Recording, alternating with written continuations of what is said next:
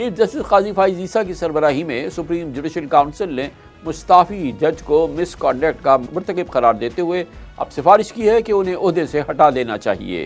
Council ने अपनी ये राय मंजूरी के लिए सदर ममलिकत को भी भिजवा दी है। जस्टिस मज़ाहिर नकवी को करप्शन, नाजायज़ असासों से मुताल्लिक इल्ज़ामात थे उन पर, जबकि उनकी एक मुबैना ऑडियो भी सामने आई थी। जस्टिस मज़ाहिर अकबर नकवी ने हमेशा इन इल्ज़ामात को बेबुनियाद करार दिया और अपने खिलाफ सुप्रीम जुडिशल काउंसिल की कार्रवाई को रोकने के लिए पिटिशन भी दायर की, मगर आखिरकार 10 जनवरी को उन्होंने इस्तीफ़ा देने में आफियत जानी।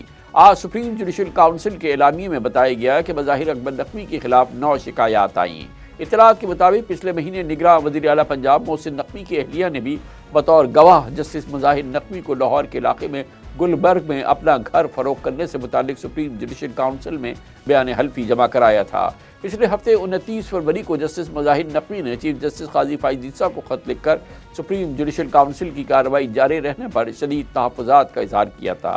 उनका कहना था कि मैं मुस्ताफ़ी हो चुका हूँ, मेरा इस्तीफ़ा मंजूर हो चुका है, अब मैं जुडिशल काउंसिल की कार्रवाई का हिस्सा नहीं बनूंगा।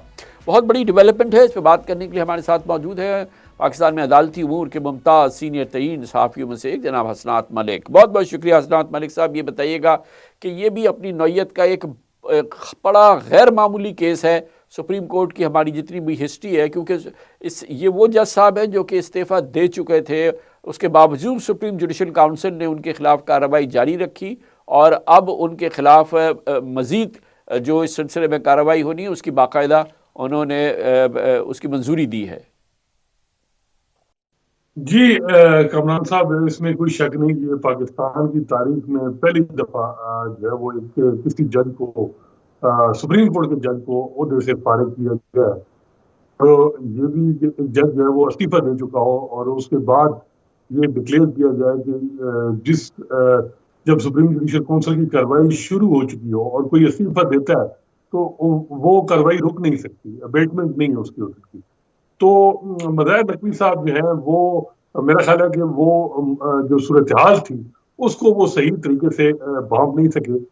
इस वक्त एक मिसाली ताल्लुक है एग्जेक्टिव का, अदलिया जिसकी क़यादत जस्टिस काजी फैसला कर रहे हैं और बार का, तीनों जो है वो जस्टिस नकवी साहब के हवाले से बड़े क्लियर थे कि उनको ओहदे पे नहीं रहना। और वजह जो सबको मालूम है, हालांकि मज़ाहिर नकवी साहब के मामला तो बड़े अरसे से चीजें चलती थी, लेकिन जो उन्होंने पंजाब असम्बली के इलेक्शन और केपी असम्बली के इलेक्शन के लिए 100 वोटों की सिफारिश की थी, उसके बाद चीजें हरकत में आई। और उमर अता बंदयाल साहब वो चाहते तो अपने दौर में भी चीजों खत्म कर सकते थे। बहुत से लोगों का ये भी कहना है कि बंदयाल साहब ने भी जो है वो अपना एक जुडिशियल पॉलिटिक्स में नंबर पूरे करने के लिए नकवी साहब का मामला लटकाए रखा, लेकिन खत्म भी नहीं किया और जो है वो चलाया भी नहीं। जब जस्टिस काजी फाइसा का दौर आया तो एक उनको ऑनरेबल एग्जिट बताया जाता है कि दिया गया कि वो इस्तीफा दे दें, लेकिन नकवी साहब शुरू में यही था कि मैं कंटेस्ट करूंगा, लेकिन जब एविडेंस इस किस्म के उनके पास आए, जब पूरी एग्जेक्टिव मशीनरी जो है वो जिस तरीके से उन्होंने चीजों को कलेक्ट किया, उसके बाद नकवी साहब को भी अंदाजा हो गया था कि अब जो है वो चीजें उन हाथ से निकल गई हैं और उन्होंने इस्तीफा दे दिया। लेकिन चीजें उस वक्त बहुत कुछ क्योंकि उनकी स्ट्रेटेजी ऐसी थी, उन्होंने चीफ जस्टिस काजी फाइसा को भी ऑफेंड किया, पर्सनल कुछ उन पे कमेंट किए। इसके अलावा और भी उन्होंने जजेस को लेटर लिखा कि जी जस्टिस काजी फैसला के अपने केस का उन्होंने हवाला दिया कि जी वो क्यों नहीं जवाब देते। तो ये वो चीजें थी जो मेरा ख्याल है कि फिर जुडिशियल पॉलिटिक्स का जो एक सेगमेंट है वो भी रूल आउट नहीं कर सकते। अच्छा, ये बताइएगा कि असल जो हम जैसे पाकिस्तानियों के लिए इम्पोर्टेंट बात है वो ये कि जो एक तकसीम थी सुप्रीम कोर्ट में जब justice Qazi Faez Isa chief justice of Pakistan बने, उससे पहले से चल रही थी और फिर उनकी मौजूदगी में जब उनकी चीफ जस्टिस का ओहदा संभालने के बाद बरकरार रही, उसके बाद हमने बड़ी तब्दीली देखी। जस्टिस एजाजुल एहसन अचानक छोड़ के चले गए, जस्टिस मज़ाहिर अकबर नकवी ने भी इस्तीफ़ा दे दिया था, मगर उसके बावजूद इसको परसू किया सुप्रीम जुडिशल काउंसिल ने और एक तारीख रकम की। अब वो तकसीम की जो कैफियत है वो अभी कहाँ खड़ी है? देखिए अब तो कमरान साहब जो चीफ जस्टिस काजी फैसला है उनकी बड़ी गिरफ्त है। दूसरा ग्रुप अगर आप समझे तो खत्म नहीं है। एक जैसे मुनीब अख्तर हैं लेकिन एक बड़ी सिग्निफिकेंट डेवलपमेंट होने जा रही है अगले 3 दिनों में कि जो कमेटी है जो बेंच बनाती है और केस फिक्स करती है उसमें जैसे मुनीब अख्तर भी ऐड हो जाएंगे। तो जैसे मुनीब अख्तर और जैसे आयशा मलिक जैसे शाहिद वहीद, ये 3 वो जजेस हैं जिनको हम बज़ाहिर देखते हैं तो ये उमर अता बंदियाल साहब के करीब थे उस साइड के, या साकिब निसार साहब के। लेकिन इनके अब नंबर बहुत कम है। जैसे काजी फैसा ने बहुत सी अपॉइंटमेंट की हैं, बहुत सी करनी है। जितनी उनको कोऑपरेशन बाहर से मिल रही है, इंडिपेंडेंट ग्रुप जो इस वक्त आप कह सकते हैं प्रो नून ग्रुप है बाहर में, वो उनको पूरा सपोर्ट कर रहा है। एग्जीक्यूटिव उनके हर मामले में सपोर्ट कर रही है। अगर आप देखें मुशर्रफ का केस हो, उसमें उन्होंने बड़ा फैसला दिया। फैजाबाद धरना की जजमेंट की इम्प्लीमेंटेशन पे उन्होंने कमीशन बनाया, हुकूमत ने उनको पूरा कोऑपरेट किया, मुक्तदर हल्कों ने किसी किस्म की ऑब्जेक्शन नहीं किया। भुट्टो रेफरेंस अगर आप देखें तो वो बड़ा यानी आप देखें जैसे काजी फैसा एक मामले में अगर आप देखें पीटीआई के हवाले से जो भी तफुजात हैं एग्जीक्यूटिव के, उसमें तो वो उनके साथ हैं। लेकिन और बहुत सी चीजों में वो अपने जो उनके गोल हैं, जो चीजें वो करना चाह रहे हैं वो कर रहे हैं, और उनको किसी किस्म की हर्डल नहीं है एग्जीक्यूटिव से। नजरियाती की तकसीम की अगर हम बात करें जो कि अब से चंद माह पहले तक थी, यानी कि जस्टिस जब उमर अता बंदियाल चीफ जस्टिस थे तो उस वक्त जो नजरियाती तकसीम हम देखते थे, एक जानिब जो उनकी वाली सोच के या जिसमें सियासी सोच वाले जो जजेस थे वो सारे उनके साथ बहुत सॉलिडली उनके साथ खड़े होते थे, दूसरे जजेस दूसरी जानिब होते थे। मैं ये जानना चाह रहा हूँ कि अब जो जस्टिस काजी फाइज ईसा की सोच हम देख रहे हैं, आपने कहा एग्जीक्यूटिव के करीब हैं या पीटीआई के मामलात के हवाले से, तो जो उनके हम ख्याल जजेस हुआ करते थे या उस साइड के जो जजेस थे, जस्टिस मंसूर अली शाह, जस्टिस अतहर मिनल्ला, क्या वो भी बिल्कुल उसी सोच के हामी हैं जो जस्टिस काजी फाइज ईसा की है? मेरा नहीं ख्याल कमरान साहब वो अपनी ओपिनियन एक्सप्रेस करते हैं। इतलात यही है कि बड़ी वहां डिबेट होती है जजेस के दरमियान, और जो कुछ सहाफियों के हवाले से जेआईटी नोटिस किए गए उसमें भी कुछ जजेस के कंसर्न है कि ये हमारा कंधा क्यों इस्तेमाल किया जा रहा है। और भी कई मामलात हैं जिसमें जजेस के कुछ कंसर्न हैं, और ये चीजें अभी अब आपको हफ्ता 2 बाद चीजें और मजीद क्लियर होंगी। ये वहां एक जो चीज हम देखते हैं कि जो जस्टिस काजी फैसा के साथ उस वक्त जजेस थे, चाहे जैसे अतर मिनल्ला, चाहे जैसे मंसूर अली शाह, वो एक प्रिंसिपल था। लेकिन ये हमने देखा कि जब साइफर में बेल इमरान खान को जैसे मंसूर अली शाह, जैसे अतर मिनल्ला ने दी, लेवल प्लेइंग फील्ड का आर्डर जो है इन्हीं जजेस ने दिया। वो उनकी सोच ये है कि हमें जो है वो इस तरह की कोई परसेप्शन नहीं देनी चाहिए कि हम किसी सियासी जमात के सख्त मुखालिफ हैं या सपोर्ट में हैं। जो कुछ साकिब निसार का हिस्ट्री में जज किया जाता है, हमने उससे डिफरेंट चलना है। और ये चीज वो बार बार जो है वो इतलात यही है कि वो इनफॉर्मली भी यही वो आपस में डिस्कस करते हैं, और वो यही जैसे काजी फैसा को भी एडवाइस होती है। लेकिन देखें जो एक चीज बड़ी वाजे है कि पीटीआई के हवाले से, चाहे वो इंट्रा पार्टी इलेक्शन हो, अब उसके बाद रिजर्व सीट का मामला हो, ये अल्टीमेट चीजें अब सुप्रीम कोर्ट में आनी है।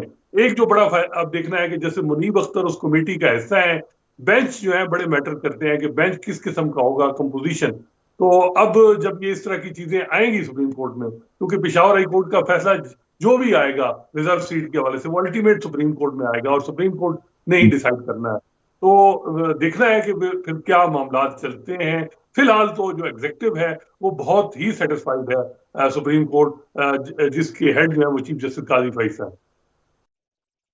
जी हाँ, बहुत ही हमाहंगी है, बहुत अच्छी बात है एग्जीक्यूटिव की और चीफ जस्टिस ऑफ पाकिस्तान की। कमर्शियल ब्रेक, उसके बाद जिक्र करेंगे नई हुकूमत शहबाज शरीफ हुकूमत। माशी एजेंडा सबसे अव्वलीन तरजीह काबीना बनी नहीं है, मगर हर रोज़ मीटिंग्स हो रही हैं। और अच्छी बात यह है कि SIFC ने जो एजेंडा सेट किया है माशी बहाली का, माशी बेहतरी का, और जो मंसूबे शुरू कर दिए हैं उस पर मिनोअन अमल हो रहा है। SIFC के जो तमाम इक़दाम हैं, बहुत इत्मीनान की बात है। शहबाज शरीफ हुकूमत उस पर मिनोअन अमल कर रही है, और इस हवाले से तमाम कार्रवाई इस बात का इजहार है कि ये तसलसल जारी रहेगा। माशी बहाली और माशी बेहतरी का जो सफ़र जो SIFC ने शुरू किया, इसको मज़ीद तफसील से आपके सामने रखते हैं छोटे से वक्फे के बाद। पाकिस्तान को माशी बहरान से निकालने के लिए वज़ीर आज़म शहबाज शरीफ ने अपने एजेंडे पर काम शुरू कर दिया है, और ये वही एजेंडा है जो SIFC ने मईशत बहाली के हवाले से तरतीब दिया था। गुज़िश्ता रोज़ इजलास में वज़ीर आज़म ने 15 जून तक PIA की निजकारी की मंजूरी दी, और इस हवाले से अमल दरामद के लिए अगले 2 रोज़ में हतमी शेड्यूल तलब किया। इसी के साथ FBR की रिस्ट्रक्चरिंग के प्लान की भी मंजूरी दी, जिसे SIFC के छतरी तले निगरां हुकूमत ने ही तरतीब दिया था। गोया अब FBR की तंजीमें न होगी, इनलैंड रेवेन्यू और कस्टम्स तकसीम होगी। FBR के लिए एक नया गवर्निंग ढांचा भी तरतीब दिया जाएगा, जिसके मुताबिक taxation policy, customs, inland revenue के अलहदा बोर्ड्स होंगे। कस्टम्स डिपार्टमेंट का टैक्सेशन पॉलिसी से ताल्लुक नहीं रहेगा। इसके अलावा SIFC के कॉर्पोरेट फार्मिंग मंसूबे पर भी मिनोअन अमल होगा। इस हवाले से निगरां हुकूमत के दौर में अरब ममालिक के साथ सरमायाकारी की मुताद्दिद मुफाहमतों पर इत्तफाक तो हुआ था, ताहम ताहाल बैरूनी इन्वेस्टमेंट की आमद शुरू नहीं हो सकी थी। लेकिन मौजूदा फौजी हाइब्रिड निज़ाम हुकूमत में SIFC की पॉलिसी का तसलसल इसे मुमकिन बनाएगा। इसी के साथ बैरून मुल्क सरमायाकारों को SIFC वन विंडो ऑपरेशन फराहम करेगी और इसमें इजाफे से FDI आएगी, और जिसके अब रोशन इम्कानात हैं। शहबाज शरीफ वज़ीर-ए-आज़म का हल्फ उठाने के चंद घंटे के बाद से ही मुल्क की मईशत से मुतालिक रोज़ाना इजलास कर रहे हैं। आज भी मईशत की बहाली और निजकारी से मुतालिक इजलास हुआ।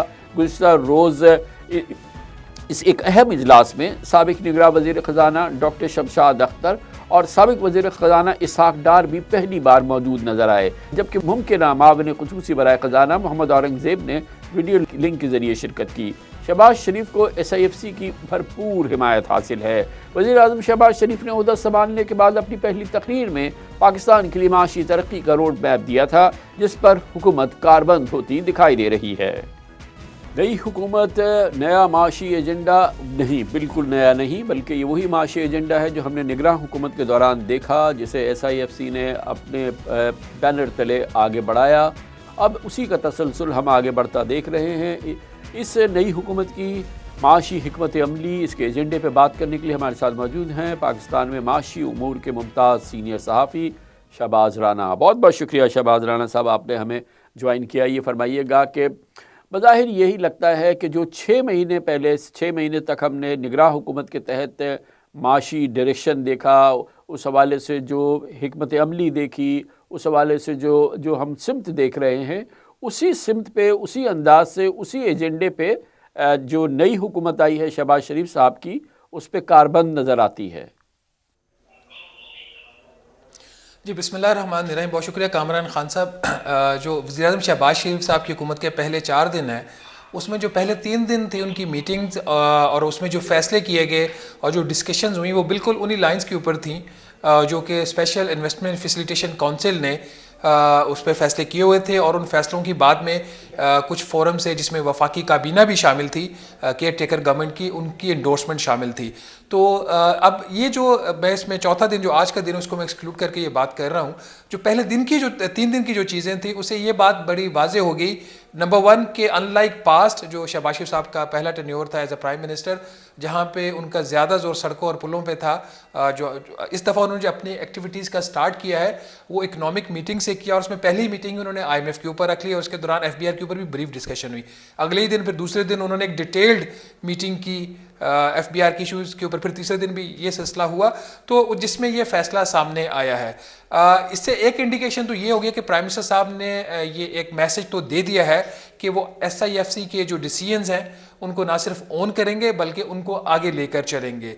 और दूसरा यहाँ से इंडिकेशन ये है कि अगर कोई कंसेंसस का फैसला हुआ है पिछले चंद माह में तो उसको भी वो ऑन करेंगे। और इसमें जो चीज़ मेरे लिए एक इम्पॉर्टेंट और मैं जिसको एक सिग्निफिकेंट समझता हूँ कि शहबाज शरीफ साहब ये सारे फैसले एक वफाकी काबीना की तश्कील से पहले कर रहे हैं। तो जो भी मैसेजिंग इस वक्त हो रही है वो काबीना तश्कील से करने से पहले यही है कि हम ऑन बोर्ड है और हम जो है वो जो है इस चीज़ को आगे लेके भी चलेंगे। तो अभी तक उनकी तरफ से इसी किस्म की मैसेजिंग सामने आ रही है। गोया कि क्योंकि ये फैसले हो चुके हैं और जाहिर है कि इन फैसलों के को ही आगे बढ़ाया जा रहा है, जो कि पुरानी जो काबीना थी, निगरान काबीना थी, वहाँ पे उस निगरान काबीना की इकनॉमिक टीम ने जो फैसले बनाए थे SIFC के साथ मिलके बनाए थे। तो क्योंकि ये तमाम चीज़ें इस पे अमल दरामद करने की ज़िम्मेदारी शहबाज शरीफ साहब ले चुके हैं, इसलिए अब इन चीज़ों पर अमल दरामद फौरी शुरू हो गया। जब इन चीज़ों पर अमल दरामद हो रहा है तो एक्सक्लूसिव डोमेन में क्या आएगा इस हुकूमत के, वो क्या काम है जो कि ये हुकूमत ख़ुद बनाएगी, ख़ुद तरतीब देगी और उनको आगे बढ़ाएगी, जिनका ताल्लुक इकॉनमी से है।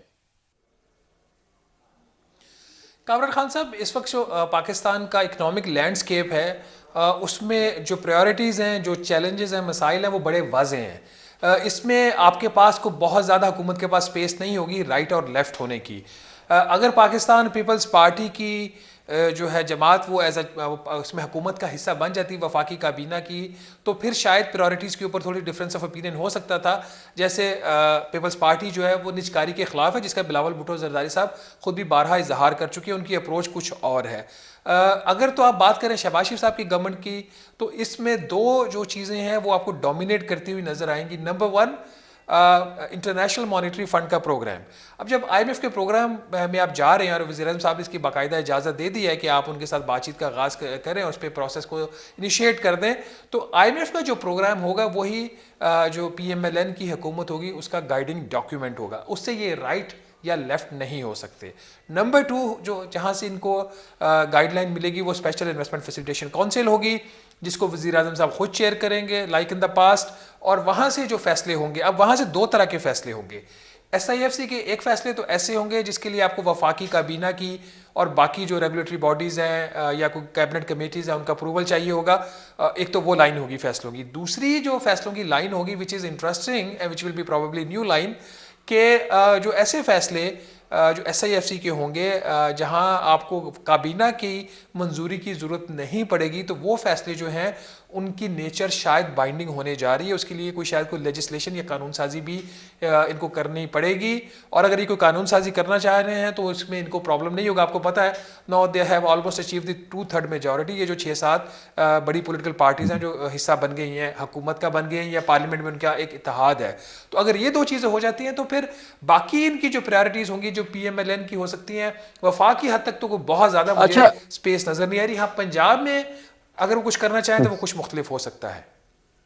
लेकिन शहबाज राना साहब, एक और चीज़ है कि जो हमारी मालूमात है, और वो ये कि न सिर्फ ये कि वफाकी हुकूमत और ये नई जो हुकूमत है और जो आने वाली काबीना है ये इन लाइन है SIFC के फ़ैसलों के, क्योंकि SIFC के बहुत सारे फ़ैसले ऐसे हैं जिनमें सूबों में अमल दरामद होना है और बहुत सारी चीज़ें जो हैं वो निगरान जो सूबाई हुकूमतें थी उन्होंने SIFC के हवाले कर दी हैं। सिंध में मिसाल के तौर पे कराची में एक इंडस्ट्रियल जोन बनना है उस जगह पे जहाँ पे पाकिस्तान स्टील हुआ करती थी। इस किस्म की चीज़ें हैं, कुछ टैक्सेशन के मामलात हैं और दूसरे कई मामलात हैं। तो हमारी जो जो जो जो मालूमात है उसमें न सिर्फ ये कि ये वफाकी काबीना ये वाली और वफाकी हुकूमत जो सूबों की हुकूमत है जिसमें पीपल्स पार्टी की हुकूमत भी शामिल है, वो भी उन लाइंस को फॉलो करेगी जो SIFC ड्रॉ कर चुकी है गुज़िश्ता हुकूमत में, और वो भी इकॉनमी के रिलेटेड जितने मामलात हैं सूबे भी उस पर अमल दरामद करेंगे। आई नो कि KP का हमें नहीं पता कि वहाँ क्या सूरत हाल होगी, लेकिन सिंध और बलूचिस्तान जी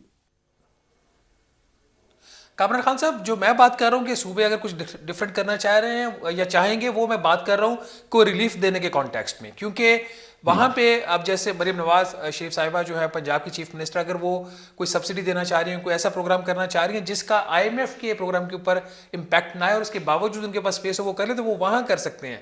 यहाँ भी आपने सही फरमाया कि लाइन्स जो है वो ड्रॉन हो चुकी हैं।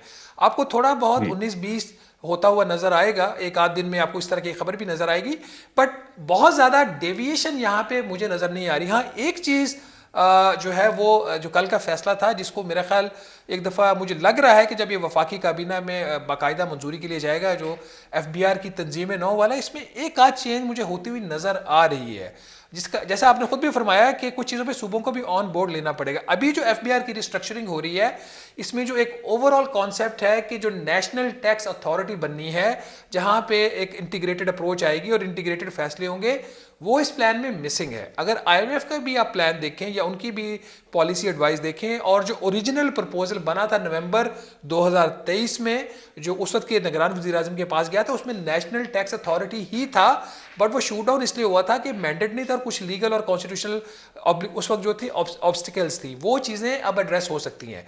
तो अगर तो हम एक FBR की इस तरह की डिसइंटीग्रेशन की बजाय नेशनल टैक्स अथॉरिटी का करेंगे तो उसकी ब्रॉडर ऑनरशिप होगी, उस तरफ बात जाएगी जो आप भी इशारा कर रहे हैं कि वो जो फैसले SIFC हो रहे हैं वो उसको सपोर्ट करेगी। ये वाली जो तंजीमें-ए-नौ है, इसके अंदर जो एक और चीज़ है वो है ओवरसाइट बोर्ड्स की। ये एक इशू उठ सकता है। कल तो प्राइम मिनिस्टर ने इन प्रिंसिपल फ्रेमवर्क को इंडोर्स कर दिया और उसमें कोई तब्दीली ना प्रपोज हुई, जो निगरान हुकूमत ने किया था, और ना ही किसी ने सजेस्ट किया। बल्कि जब ये सारी ब्रीफिंग हो गई तो प्राइम मिनिस्टर ने पूछा भी, जो मेरे ज़राए बता रहे हैं कि किसी को इसके ऊपर कोई इतराज़ हो, सेपरेशन के ऊपर, कस्टम्स के ऊपर, तो किसी ने इतराज़ नहीं किया। इवन के डार साहब, इसहाक डार साहब भी इसके ऊपर खामोश रहे, जो मेरी इतला है। But having said that, overall आप सही फरमा रहे हैं कि ये चीज़ें जो हैं ये एक गाइडेड डायरेक्शन में रखी जाएंगी, और अगर गाइडेड डायरेक्शन के ऊपर चीज़ें चलती रहीं तो निज़ाम इसी तरह चलता रहेगा। इसीलिए शायद बहरहाल ये तो नून लीगी हुकूमत का भी फ़ैसला है, निज़ाम का भी फ़ैसला है, SIFC का भी फ़ैसला है कि अब डार साहब की जो अपनी सोच है, या डार साहब का जो हमेशा से नून लीगी हुकूमतों में इकनॉमिक्स और माशी मामलात में, इकॉनमी में, फ़ाइनेंस में, इन तमाम मामलात में जो असर व रसूख होता था, अब उसकी ज़रूरत नहीं है, क्योंकि पूरा एजेंडा तरतीब दिया गया है, IMF ने आना है। और अब इसलिए इसहाक डार साहब को कल शायद कुछ कॉस्मेटिक्स रीज़न पे जो है कल उनको आज शायद उनको बिठाया गया, लेकिन अदरवाइज़ तो अब उनका कोई रोल तो जाहिर है कि अब तय हो गया है कि उनका कोई रोल नहीं है इसमें। कामरान खान साहब, दो चीज़ें हैं। एक जगह पे मैं slightly I beg to differ with you on the political wisdom of Ishaq Dar. देखिए, इसमें तो कोई शक वाली बात नहीं है कि SIFC का रोल है, शहबाज शरीफ साहब एज अ प्राइम मिनिस्टर, उनकी अपनी अप्रोच है, और वो इस दफ़ा ऐसा रास्ता अपनाना चाहते हैं जो इसहाक डार साहब का जो मॉडल था या रास्ता था उससे मुख्तलिफ है। इस हद तक तो बात ठीक है। अब इशू जिसमें क्या आएगा, और कल वाला भी जो आप फरमा रहे हैं, जो मेरी इतला है, शहबाज शरीफ साहब इनको इनवाइट पिछली मीटिंग में भी कर रहे थे, गए ये कल पहली दफ़ा, और दूसरी दफ़ा ये आज भी गए एक मीटिंग के अंदर। जहाँ पे मैं कह रहा हूँ, मैं डिफर आपसे कर रहा हूँ, वो पॉइंट ये है कि जैसे मोहम्मद औरंगज़ेब साहब आ जाएंगे, एक शानदार, वो उनका एक बैंकिंग का कैरियर है, एक समझे हुए शख्सियत है वो, इस पर तो कोई किसी को डाउट नहीं है। और दूसरी साइड पे इमदादुल्लाह बुसाल हैं जो फाइनेंस सेक्रेटरी हैं। जो पॉलिटिकल विजडम और पॉलिटिकल सपोर्ट चाहिए होती है, ख़ास तौर पर जो आपके IMF के साथ मुज़ाकरात हैं, वो एक आपको एक पावरफुल, आप किसी को भी लगाएं, मैं ये नहीं कह रहा इसहाक डार साहब को लगाएं, किसी को भी लगाएं, वो प्राइम मिनिस्टर का डिस्क्रेशन है। आपको एक स्ट्रॉन्ग पॉलिटिकल हेड वहाँ पे इसलिए चाहिए कि जब ये IMF के मुज़ाकरात होते हैं, जो मेरा अपना एक लिटिल एक्सपीरियंस है, उसके अंदर एक स्टेज आती है जहाँ पे प्रेशर इतना ज़्यादा होता है, वो प्रेशर ना ब्यूरोक्रेट ले सकता है, ना टेक्नोक्रेट ले सकता है, वो पॉलिटिकल हेड ले सकता है। या तो शहबाज शरीफ साहब खुद इकोनॉमिक मैनेजमेंट करेंगे, एक चीज़। दूसरी चीज़ ये कि अगर फॉर एग्जाम्पल मोहम्मद औरंगज़ेब साहब के पास अब दो चॉइसेस है, अगर नेशनैलिटी अपनी सरेंडर करते हैं तो वो मिनिस्टर बन सकते हैं, सेनेटर बन सकते हैं, नेशनैलिटी सरेंडर नहीं करते तो मामले खसूसी बन जाते हैं। तो मामले खसूसी बन जाते हैं तो फिर इकोनॉमिक कोऑर्डिनेशन कमेटीज़ को कौन चेयर करेगा? बाकी जो काबीना की कमेटीज हैं, जो finance minister post facto chair करते हैं, वो कौन करेगा? ये सवाल आता है कि वहाँ पे आपको पॉलिटिकल पर्सनालिटी की जरूरत पड़ेगी। बहुत बहुत शुक्रिया, शहबाज राना हमारे साथ मौजूद थे। अब मुल्क की मईशत की बात हो गई, ज़रा आलमी मईशत पर निगाह डालें। वहाँ पर एक बड़ी दिलचस्प डेवलपमेंट हो रही है, और बहुत ही दिलचस्प डेवलपमेंट है, क्योंकि पूरी दुनिया में अब सरमायाकार डॉलर्स और असासों के बस सोना खरीद रहे हैं, और धड़ाधड़ सोना खरीद रहे हैं, जिसकी वजह से इंटरनेशनल मार्केट में सोने की फ़ी औंस कीमत तारीख की बुलंद तरीन सतह यानी $2158 पर पहुँच गई है। तारीख में कभी सोना इतना महंगा नहीं हुआ था। पाकिस्तान में भी मुसलसल 7 दिनों से रोज़ाना सोने की फ़ी तोला कीमत बढ़ रही है। आज फ़ी तोला सोना 2750 रुपये इजाफे से 2,28,150 रुपये का हो गया। फ़ी तोला सोना 2.25 लाख से भी महंगा ना देखा ना सुना। अब पाकिस्तानियों के लिए तो मसला ये भी है कि आलमी सतह पर सोने की कीमत में इजाफे और रुपए की बेकदरी की वजह से मुल्क में सिर्फ 2.5 साल में सोने की कीमत 2 गुना हो चुकी है। अक्टूबर 2021 में सोना 1,13,000 रुपये तोला था, जो अब 2 गुना से ज़्यादा महंगा हो चुका है। दरअसल यूक्रेन और गजा जंगों ने दुनिया में बड़ी जंग का खतरा बढ़ा दिया, जबकि आलमी सतह पर डॉलर की कदर में मुतवक्की गिरावट और अमरीका में शरह सूद में मुमकिना कमी के खदशात की वजह से भी इन्वेस्टर्स ने गोल्ड में सरमायाकारी शुरू कर दी है। आलमी मंडी में सोने की कीमतें छप्पर फाड़ के तारीख की बुलंद तरीन सतह पर पहुँच गई हैं। उसकी वजूहात का जायज़ा ले रहे थे। कमर्शियल ब्रेक, उसके बाद हम जिक्र करेंगे PTI का एक बहुत अच्छा मंसूबा था हेल्थ कार्ड का, लेकिन पाकिस्तान में अच्छे से अच्छे मंसूबे का हशर हो जाता है, और अब हमने अंदाज़ा लगाया है कि ख़ास तौर पर पंजाब और KP में इसका बेजा इस्तेमाल हुआ, बेरहमाना इस्तेमाल हुआ है। निजी अस्पतालों की चांदी हो गई, और एक शानदार मंसूबा जो है उसका उल्टा नुकसान हो गया है। अब किस तरह से इसका जायज़ा लेते हैं हम छोटे से वक्फे के बाद। Welcome back. इसमें कोई शक नहीं, PTI का हेल्थ कार्ड एक शानदार मंसूबा था, जिसमें PTI के दौर में लाखों ख़ानदान फ़ायदा उठा रहे थे और उसका तसलसल जारी रहा। लेकिन पंजाब में इस सेहत इंश्योरेंस स्कीम की बेरहमाना इस्तेमाल से निजी हॉस्पिटल्स की चांदी हो गई। सेहत सहूलत कार्ड के इस्तेमाल से मुतालिक पंजाब में चौंका देने वाले शवाहिद सामने आए हैं। इसमें सिर्फ हामला ख़वातीन से मुतालिक आदाद शुमार बताते हैं कि निजी हॉस्पिटल ने पिछले 7 बरसों में ऑपरेशन और नॉर्मल डिलीवरी के एवज 16 अरब 36 करोड़ रुपए बटोरे सिर्फ इस सब्जेक्ट के ऊपर। इस अरसे के दौरान निजी हॉस्पिटल में 5,25,000 से ज़ायद, जबकि सरकारी हॉस्पिटल में 1.5 लाख ऑपरेशन किए गए। सिर्फ पिछले साल निजी हॉस्पिटल्स ने पंजाब में 2 लाख के करीब डिलीवरी ऑपरेशन अंजाम दिए, जबकि सिर्फ 3 साल पहले ये तादाद 8,000 थी। यानी जानबूझकर हामला ख़वातीन को नॉर्मल डिलीवरी के बजाय ऑपरेशन की तरफ धकेला गया और हुकूमत की जानिब से ऑपरेशन के तरीक़ेकार के लिए अदा की जाने वाली रकम का बड़ा हिस्सा प्राइवेट हॉस्पिटल्स के पास गया। यही नहीं, ऐसे केसेस भी सामने आए जहां दिल के मरीज़ को 1 स्टेंट लगाने के बाद दस्तावेज़ात में 3 स्टेंट जाहिर किए गए। इसके अलावा एक छोटे प्राइवेट हॉस्पिटल ने डॉक्यूमेंट्स में एक ही दिन में 48 सर्जरीज कर डाली। एक प्राइवेट हॉस्पिटल ने चंद मखसूस बीमारियों के इलाज के एवज 90 करोड़ का बिल बना दिया। पिछले साल ये खबरें भी आई थीं कि पंजाब में सैकड़ों मरीज़ गैर मियारी इंजेक्शन लगाने के बाद बेनाई से महरूम हो गए थे। नवमुंतखब वज़ीर आला पंजाब मरियम नवाज़ ने हल्फ उठाते ही ऐलान किया था कि पंजाब में हेल्थ कार्ड को करप्शन फ्री प्रोग्राम बनाकर अवाम को मुफ्त इलाज की सहूलत देंगी। न जाने मरियम साहिबा को इसका इल्म था या नहीं। वज़ीर आला पंजाब के इस ऐलान पर अमल दरामद में सबसे बड़ी रुकावट फार्मा और सर्जिकल कंपनीज के हॉस्पिटल्स पर अरबों रुपए के वाजबात हैं। लाहौर का सबसे बड़ा मेयो हॉस्पिटल ही सिर्फ 2.5 अरब रुपए का मखरूस है। सर्विसेज गंगाराम जिना हॉस्पिटल ने 3 अरब से ज़ायद की अदायगियाँ करनी हैं। चिल्ड्रन और जनरल हॉस्पिटल के करोड़ों रुपए के वाजिबात अलग है, जिसके बाद फार्मा कंपनीज और सर्जिकल कंपनीज और अद्वियात और सर्जिकल सामान नहीं दे रही हैं, सप्लाई नहीं कर रही। जबकि हॉस्पिटल्स की एडमिनिस्ट्रेशन का कहना है कि मुफ्त अद्वियात का दारोमदार बजट और लायबिलिटी से मुंसलिक है, जिसके बारे में साबिक वज़ीर आला को आगाह कर दिया गया था। इस पूरी सूरत हाल पर बात करते हैं, हमारे साथ हैं जनाब doctor Shahid Malik, secretary general Pakistan medical association Lahore में। बहुत बहुत शुक्रिया डॉक्टर साहब। ये फरमाइएगा, एक अच्छा मंसूबा था, मतलब इसके पीछे जो सोच थी सेहत कार्ड के पीछे के जो डिज़र्विंग लोग हैं उनको बहुत अच्छी सेहत की सहूलत मिल जाए, इसीलिए प्राइवेट हॉस्पिटल्स को उसमें इंक्लूड किया गया था। और जाहिर है कि पाकिस्तानियों के लिए जो बेचारे गरीब और इस तरह के मुस्तहिक लोग थे उनके लिए तो इससे अच्छी कोई चीज़ नहीं हो सकती थी। मगर हमने देखा कि इसका भी बहुत ही तबाहकुन अंजाम हुआ और एक बार फिर मिसयूज़ ने और ग्रीड ने एक अच्छे मंसूबे को तबाह बर्बाद कर दिया। कामरान साहब देखें, इस इशू के 4 स्टेक होल्डर हैं। एक है महकमा सेहत का हेल्थ डिपार्टमेंट, और दूसरा था एक Punjab health initiative management company, और तीसरा था एक silk state life insurance company, और तीसरा था ये प्राइवेट, चौथे थे ये प्राइवेट हॉस्पिटल्स। हुआ ये कि इनका एक बाराक ओबामा मॉडल है अमेरिका का जो 2010 में आया, अफोर्डेबल हेल्थ केयर एक्ट, उसका चरबा हमने यहाँ पर पेश किया। मगर यहाँ पर हमने ट्रीटमेंट देना था बिलो पॉवर्टी लाइन लोगों को। हुआ क्या, हुकूमत ने यह फैसला कर दिया पॉलिसी मेकर के कहने के ऊपर कि ये यूनिवर्सल हेल्थ कवरेज हम देंगे, हर एक को हर की बीमारी के लिए हमने देना शुरू कर दिया। उससे ये हुआ कि 400 बिलियन रुपीस की एलोकेशन थी जो हमने एक प्राइवेट ड्रेन में फेंक दी है। उससे सरकारी अस्पताल तो बर्बाद हुए हुए, उनका बजट कट हो गया। वो जो भी आपने फरमाया कि उनकी लायबिलिटीज़ इतनी बढ़ गई हैं कि वो हेल्थ सेक्टर के हॉस्पिटल जो है public sector at the verge of collapse आ गए हैं। प्राइवेट सेक्टरों के अंदर बैड गवर्नेंस और मेल प्रैक्टिस 2 इशू मिल गए। प्राइवेट अस्पतालों ने मार्किज़ के अंदर अस्पताल खोल लिए, शादी घरों के अंदर अस्पताल खोल लिए, गवर्नेंस का फुकदान था और उन्होंने मेल प्रैक्टिस की इंतहा कर दी। 3 चीज़ों के अंदर मेल प्रैक्टिस हुई, सिजेरियन सेक्शन प्रेग्नेंट वुमेन के ऊपर, आंखों के अंदर लेंस डालने के ऊपर और हार्ट के अंदर स्टेंट डालने के ऊपर।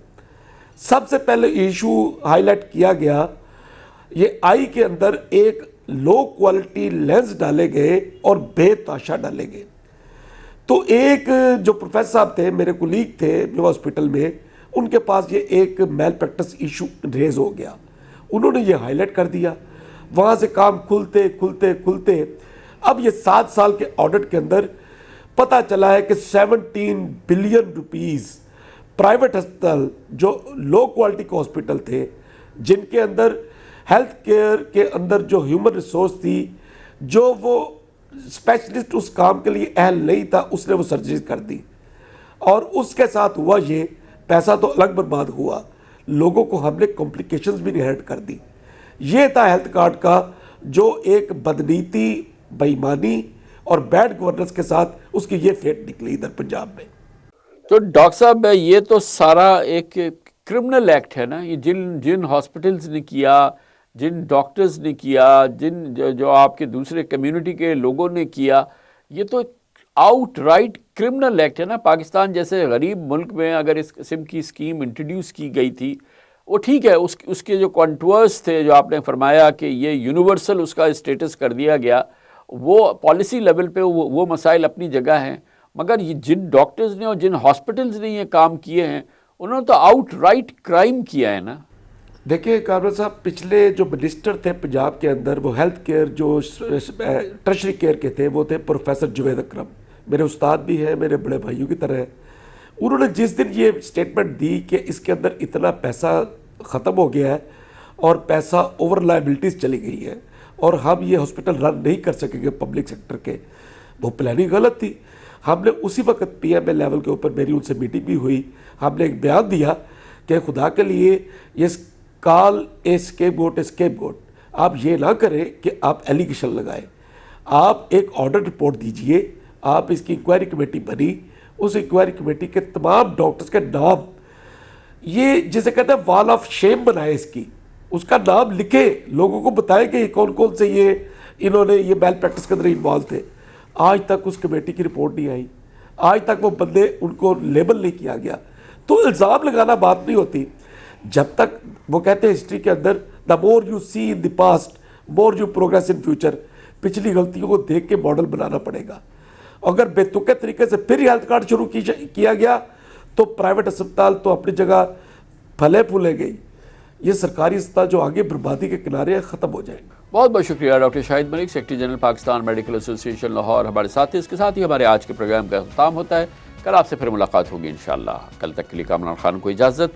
अल्लाह हाफ़िज़।